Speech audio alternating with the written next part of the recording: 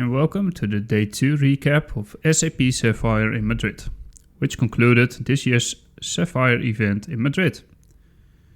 Although the day was not as packed as yesterday, we still have quite a few updates for you.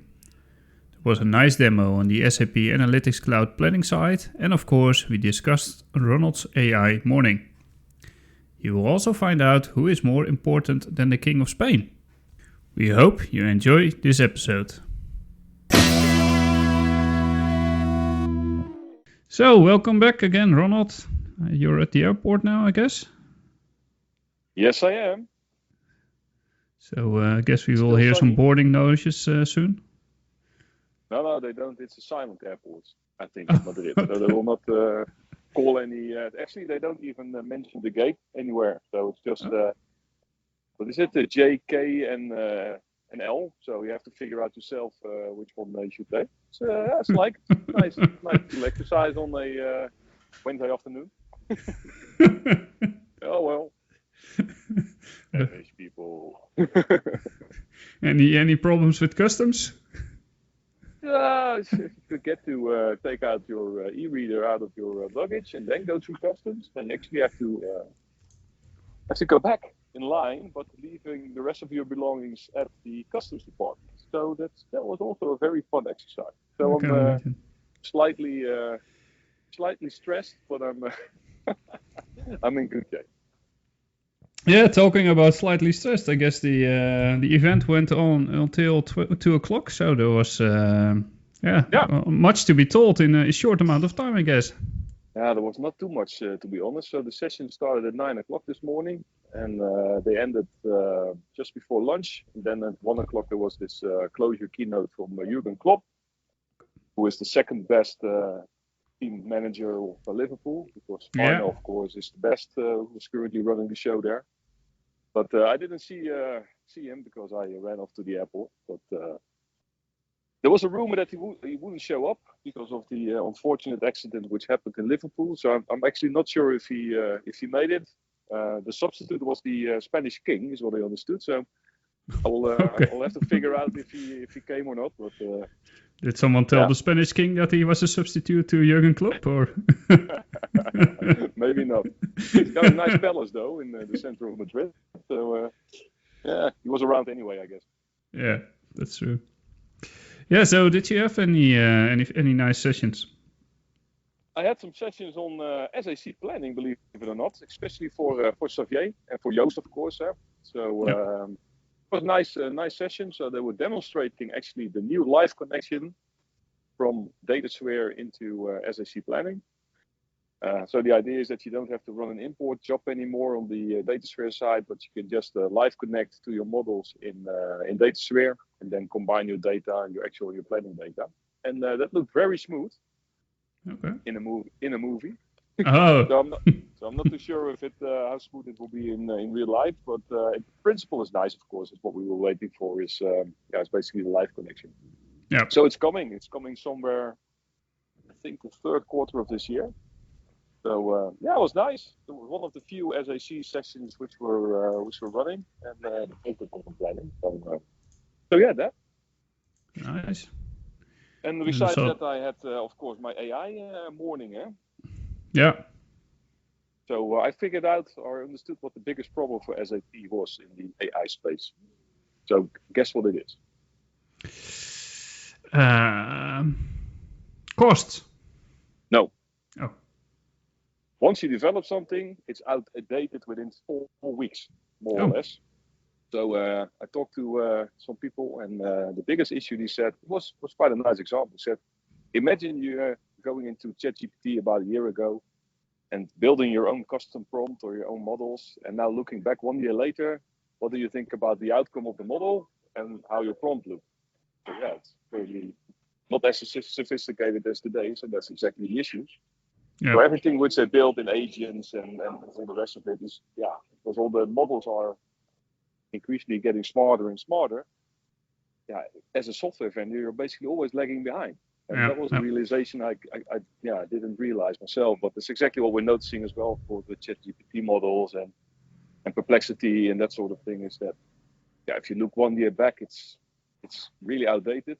So if you now look 1 year in the future, it's going to look completely different. Yeah. So what are you going to do? Yeah. That was interesting. And for the rest, I learned the difference between a skill in Joule and an agent in Joule. So a skill is something which is a bit dumb. So it's basically a sort of a robotic. So you say to the system, this is what you should do. This is the outcome. So you know what's going in and what's going out. In that case, it's a Joule skill. And if there's not let's say a fixed outcome, it's called a Joule agent. Okay. So that's the difference. Besides that, I didn't learn too much. Except that, the same thing we discussed yesterday in the podcast is that, basically they are looking for end users who are going to build agents. It's agentification of AI.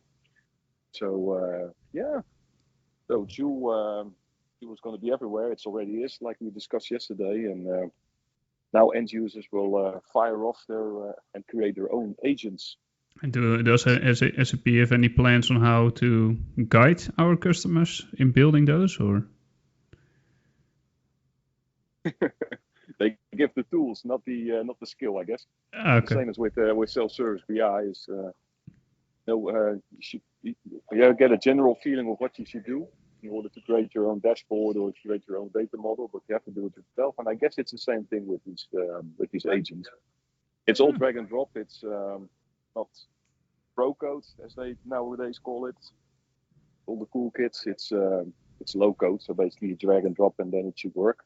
So I'm not too sure about it, but I can understand the business case or understand, let's say, the functionality.